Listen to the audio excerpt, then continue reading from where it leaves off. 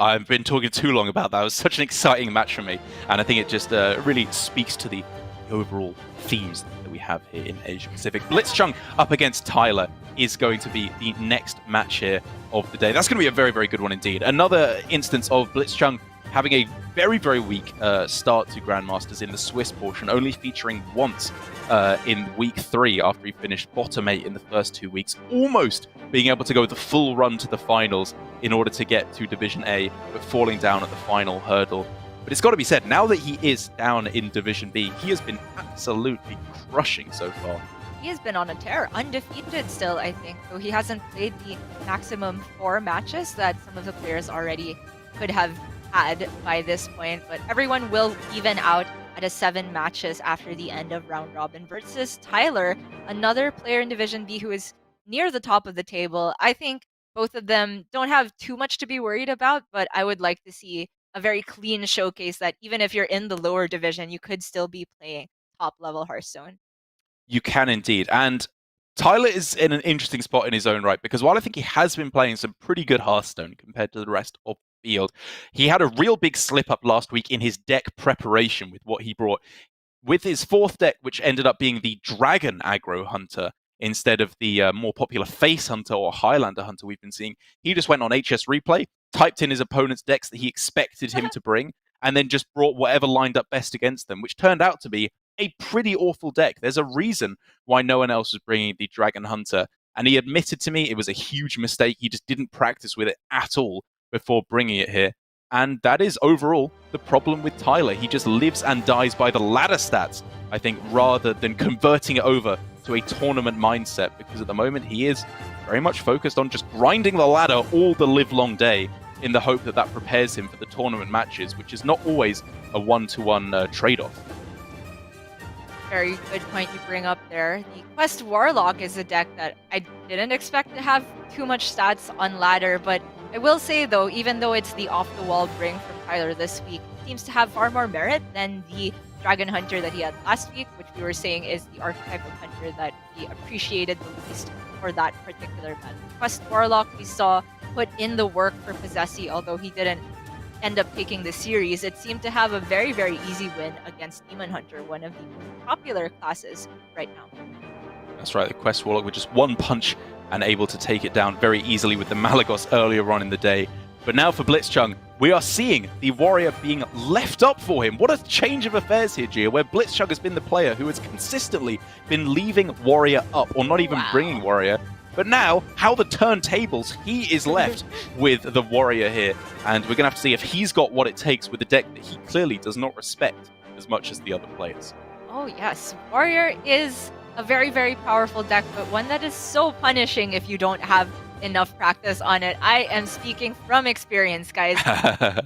There's just so much to consider about the battle rage turns, even from the build to begin with. Do you run the eggs or do you not? I think that they're losing popularity in APAC, but still have the faith of people in other regions just to keep a more consistent curve. We see Blitzchung opting for the injured 12-year list, no Deathwing, and a Grom at the top. I still think Tyler has got what it takes, though, overall. He is, like I said, I think his overall deck selection has maybe not been the strongest. But now that he's practicing more, as he said, with the EU players bringing this Quest Warlock, and with his strict training regimen of 100 Warlock games, 100 Demon Hunter games, and 100 Hunter games every day, I think he's going to be able to take the win. Oh, yes. That is something you will have to go to his stream to find out, because it is quite the feat. It really is. So let's look at the reasoning for leaving up Warrior. We always say that if you're going to do that, you have to have a very, very good reason, because this is just the highest win rate deck across GM. And if I am looking for reasons, I think that the Hunter is a very big one, because I think Highlander Hunter is one of the decks that has a bit of juice to deal with Warrior. Yes, and we are going to have to stall there. And unfortunately, all my great One Punch Man jokes that I was weaving in there are going to be for naught, Gia, because while Tyler was apparently teasing that the Saitama cosplay was going to come out in here, we may have to deviate from that line, as I think it may not be allowed in this series. So we're going to stall for a moment while Tyler gets changed. There's always something with Tyler before his GM matches, fixing his room, but getting changed out of a stupid cosplay, whatever it is. For the moment, I agree. It's looking like it's going to be an interesting series based on the decks, because this is one of the few times that we are seeing a complete difference in terms of the decks. Just 6 different classes from all of these players. You're right. I didn't even take a look at that. There's just so much being brought to the table here. The Rogue and Druid. Druid, of course, being highly represented across APAC. Tyler is the only one not bringing it. And I think it is no coincidence that Tyler is probably our player here in this region that has the most ties outside of APAC and practices largely outside of the APAC GMs. So it is a difference in philosophy with regard to that specific class, but also why blitzchung is bringing Rogue when Rogue has fallen off in popularity and is also a class that is far more represented outside Asia. Yeah, I think that it's a very decent deck to bring overall, and a very blitzchung style of deck. It just, I think, going with his not necessarily super aggressive playstyle, but just a much more kind of on the curve aggressive playstyle that he seems to be a big fan of. And overall, the abundance of Druid is the main reason I feel like now to not bring Rogue. The aggressive decks have all but fallen by the wayside, with Face Hunter completely disappearing, it feels like. The real difference is just the absolute ubiquity of the Druids, and therefore, given that Tyler does not have the Druid, he's the one player here in Asia Pacific to not do so. Blitzchung, I think, is overall looking to be in a good spot. Yeah, you bring up a very interesting point because it, if I had to submit for GM this week in APAC, I would not have expected this abundance of Druid. I Yeah. think Rogue would have been a fine bring. But then, even taking that into consideration, if the field is bringing it, it doesn't necessarily matter because you know who you're going to be facing this week. It's just 1 or 2 people. So if you can have a fairly decent read that they're not bringing Druid, then you can bring Rogue.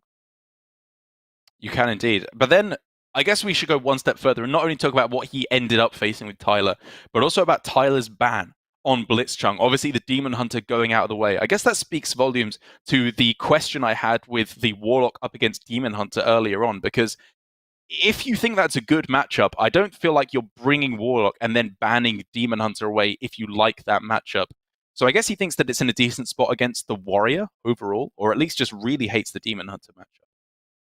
I could not tell you one way or another. My instinct tells me that Warriors got the juice versus Warlock because if you're playing stickier minions with high health, suddenly Rain of Fire is a lot more difficult to play to remove a simple board. It might even just be damaging their minions, which they want, so they can get better battle rages and so on and so forth. Indeed. But then for the remaining text here for these players, again, as I am just trying to get thoughts of Tyler hurriedly changing out of his stupid cosplay out of my mind, the overall archetypes that we have for these players, or the tech cards, I suppose we should say. Warrior has, of course, undergone some nerfs recently, Gia, with the Blood Boil Brute and Bloodsworn Mercenary primarily taking a hit. Do you expect that to make any difference in terms of the list you're bringing of Warrior, or is it just good old tried and tested Warrior match?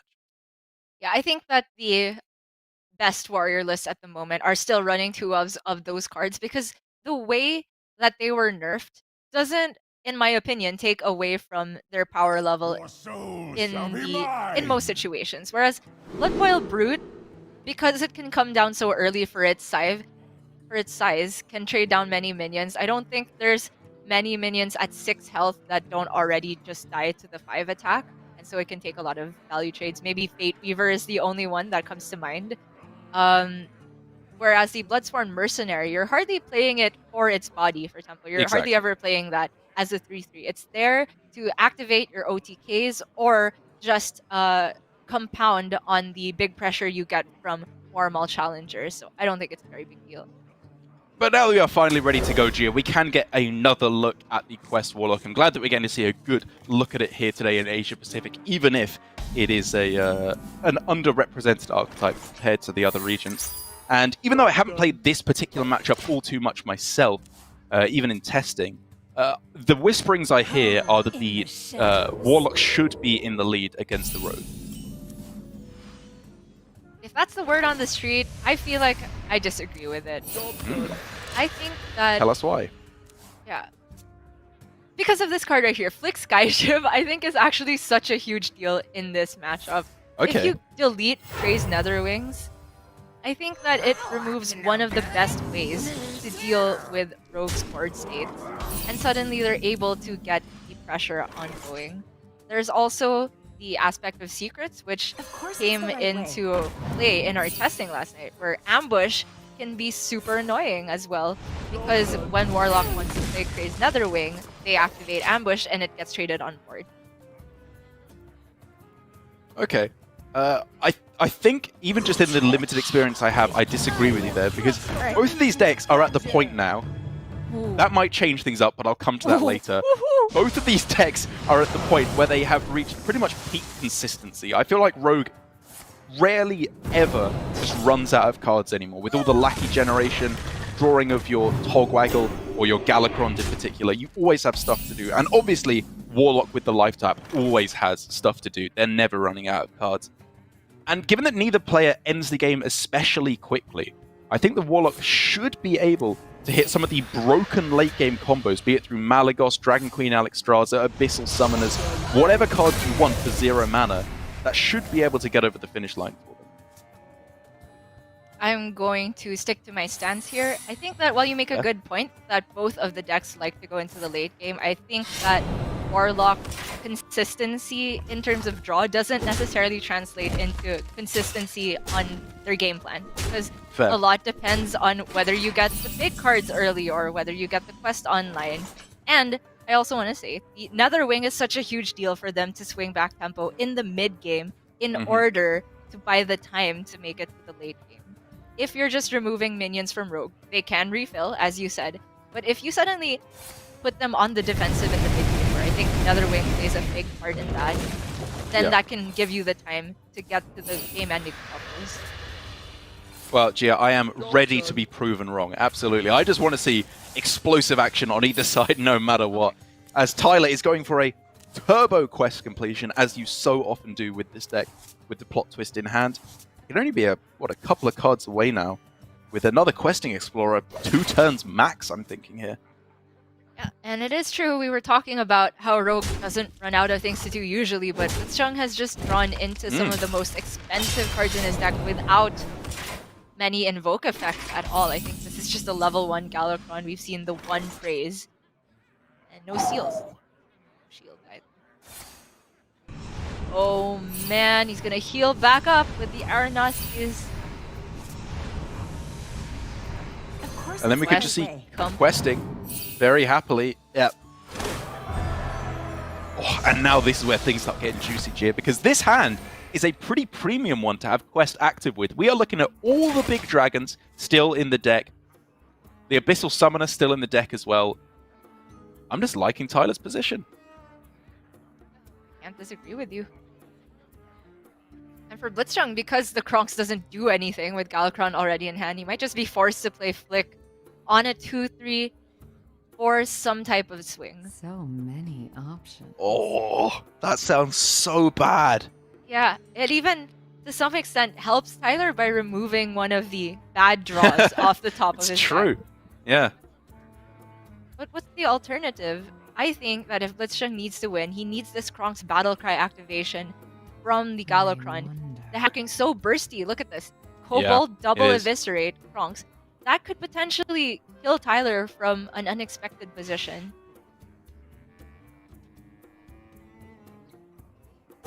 Choose soon.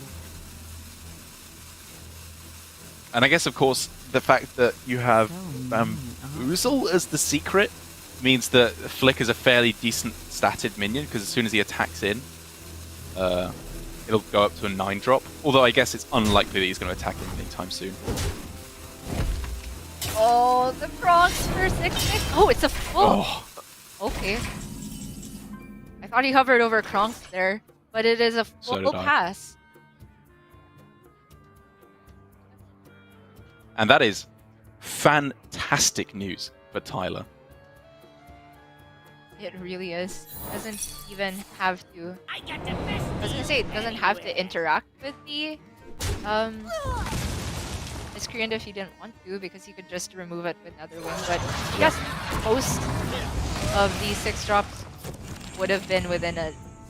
Oh my gosh! Oh. Reasonable health total, but that is not reasonable for blitzchung now. It is looking quite decidedly awful for blitzchung, and even though he has multiple ways to kill it off here, it all just eats up too much mana on this turn. And so he just tanks it? Flick was in hand, the Krongs is in hand, so what's even good to draw from Galakrond here? Right. He's just setting up for lethal next turn? Does Tyler have lethal? That doesn't Zephrys get isn't there. active. Oh, he does. He has Nether Breath, Soulfire. Oh my god. Well, before blitzchung could even get going, even start worrying about the late game nonsense, Tyler's able to just take a kind of bamboozling win on his own, even despite blitzchung being the one to get auctioneered. I did not see that coming at all. The lack of mid-game for blitzchung was absolutely brutal there. We didn't see him get Shields of Galakrond early enough. We didn't see him get, say, even an ambush to make some of Tyler's clear turns a little bit more awkward. And that is just a quick 1-0 for the Quest Warlock. I think it is now just 100% win rate in APAC. Absolutely. It shows to me, Gia, that the true Saitama cosplay isn't on the outside. It's the one on the inside, just showing that you can absolutely destroy your opponents and have it not even phase you along the way. The Warlock just looking like a good deck overall, not even particularly targeting anything, just doing powerful stuff. That is something I did not expect. If you're going to say that something is just a good deck, I would much expect it to be Rogue instead, but now... But every time we're seeing it, it's just powerful. It's not dying in the early game because of all the anti-aggro. And in the late game, I agree that the overall Malygos game plan is somewhat inconsistent, but just the ability for it to do powerful stuff, I think, is very consistent. You know what? If we're going to be seeing a slow deck, or I guess we could call this a control deck, I don't think you often get the win by doing the whole Malygos combo. I think far more often it is just removing their stuff and playing one or two big threats, and that's enough to get you there. So as far as control decks go, this is probably one of only two in the meta, the other being Priest. Right. The rest are just Highlander decks. So it makes me happy to see if there is going to be a new control deck on the horizon. It makes me very, very happy as well. And I'm sure it makes Tyler happy going up 1-0 and looking cool as a cucumber about it along the way. So for the rest of the series, we are going to have to go for a quick break before we can come back and see if Tyler can get the full 3-0 sweep. The first one of the day it would be, so make sure you don't miss it. We will be right back with more Hearthstone Grandmasters after this.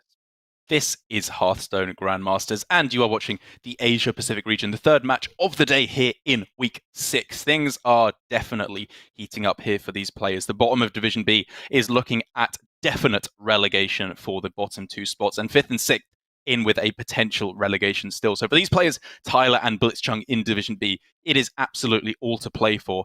But it isn't all doom and gloom, to be said. It is the top 4 spots in Division B that go to a playoff, to go to playoffs later on. So there is still a chance for blitzchung in particular up at the top Gia to get that win.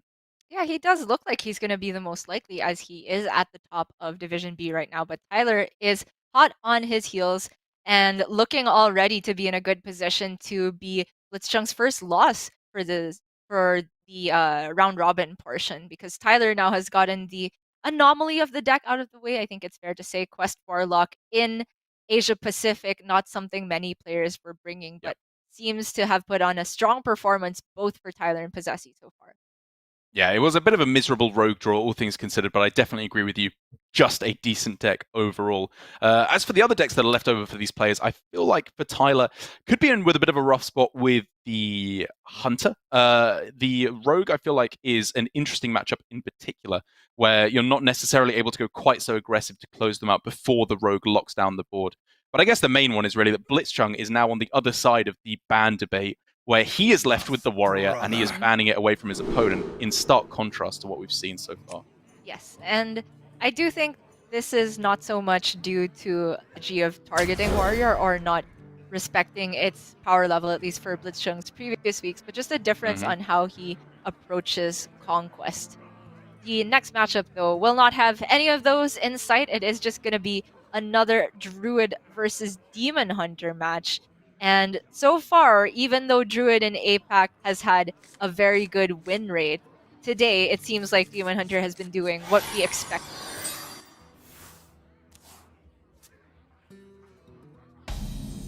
And it is a very powerful start indeed for Tyler to get rolling with here. I'm looking at 2-drop, Satyr Overseer, and start just absolutely rolling the Druid.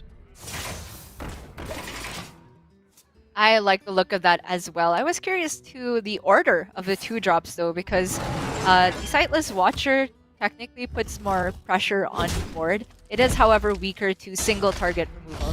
Yeah.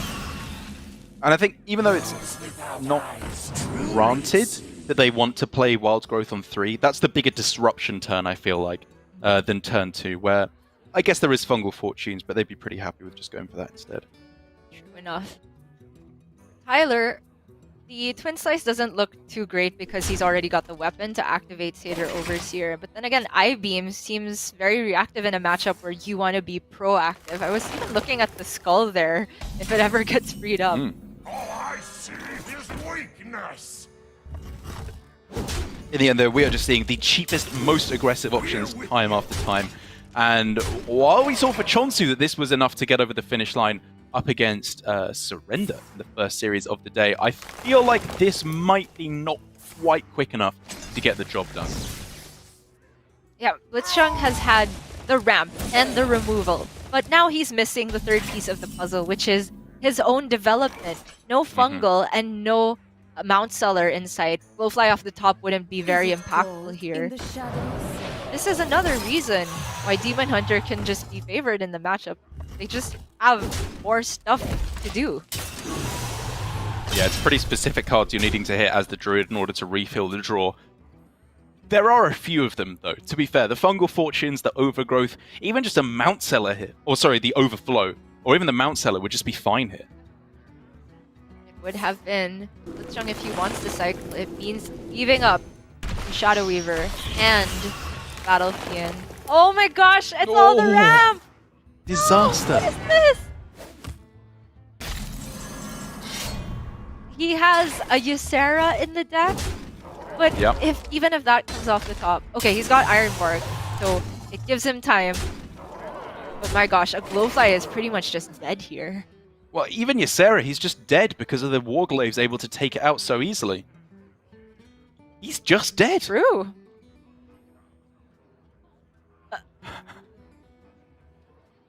All right.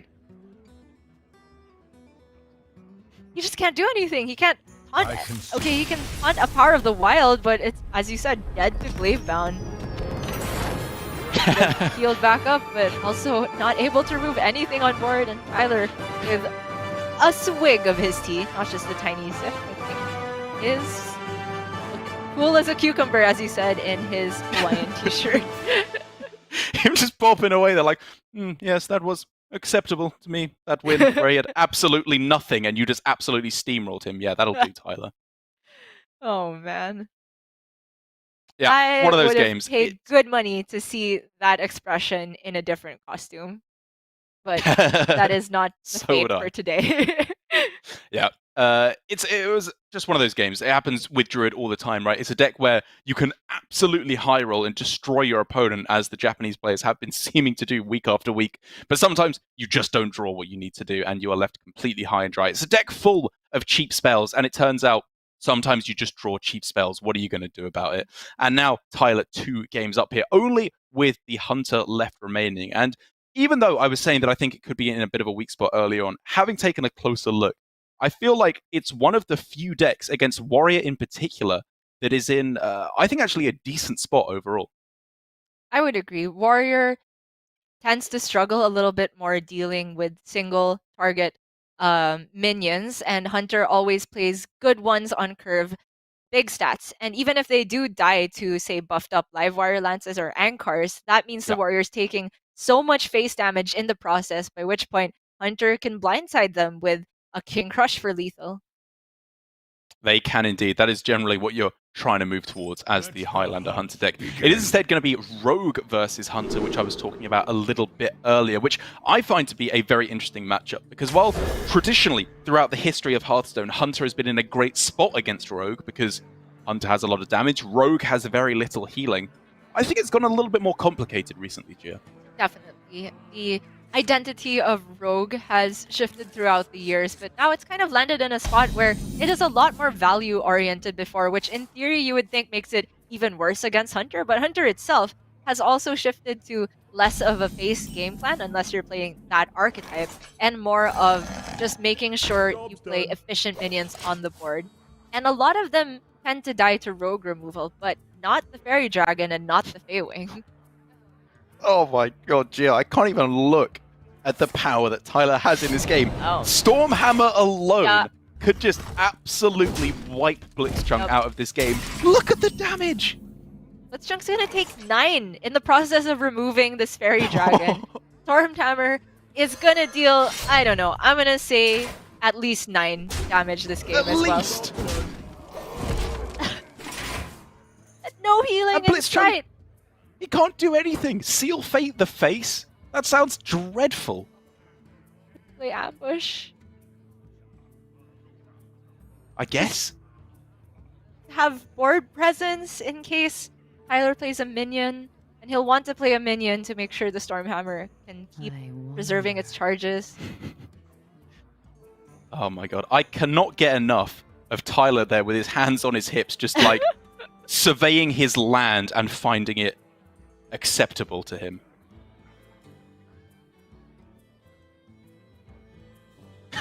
He's got the power.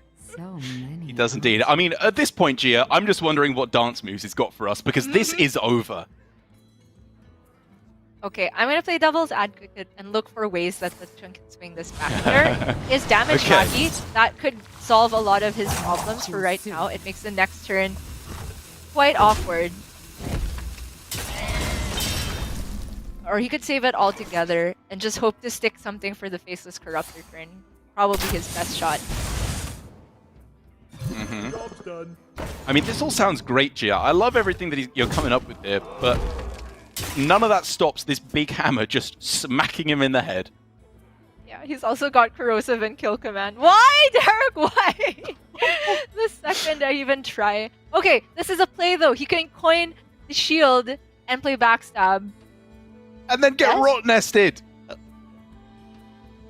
Yes? Be quiet. Just let me have my sentence. One sentence that isn't immediately refuted, please. Sorry. Yes, Gia, in Cloud Cuckoo Land, Blitzchung is in a great spot here. I never said great. I said maybe. There's a Fair enough. chance. Sorry. You have the harder side of the argument here. If we're playing hot takes here, I am the TJ and you are the Sothel in this situation. Oh yes, you got to award points at your own discretion. Alright, so the Rotnest will come down. Tyler gets another 3 to the face. Blitzchung responds with Faceless Corruptor double trade. Yeah. I'm throwing up a little in my mouth just thinking about it. Much like the Rotnest trade did there onto the Shield of Galakron.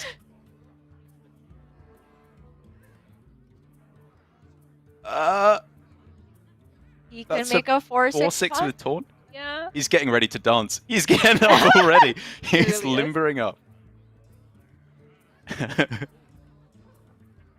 The one sliver of hope is surviving to the Galakron armor, but with this particular hand from Tyler, which is just more burst, more where that came from, it's just not gonna happen. He is just dead. Yep, he is just dead. Tyler with a disgusting 3-0 sweep over Blitzchung. Hey, He just another had salt nothing. Get rolled. And now, Gia, sit Chair back is and watch. moved. It's Tyler time.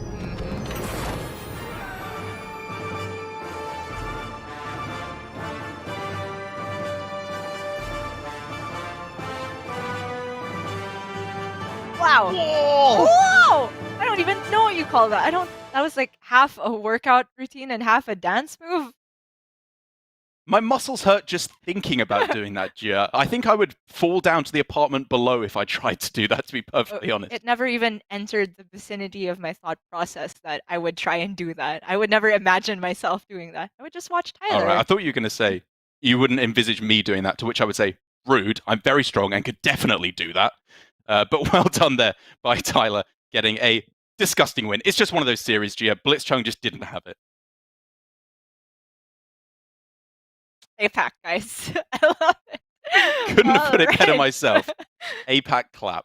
But I'll you have to know get an what? emote in. You know what? Blitzchung's still in a good spot, right? His overall match win rate, I think he's now 3-1. Still very impressive. Good spot to be in the top 4 come the end of the round robin. But it's all about Tyler now. Also up to 3-1, or is it even 4-1? Sorry, now up to 3-1, I believe, here for Tyler. 4-1, sorry, even with him having played all the matches in all the weeks thus far. Yeah.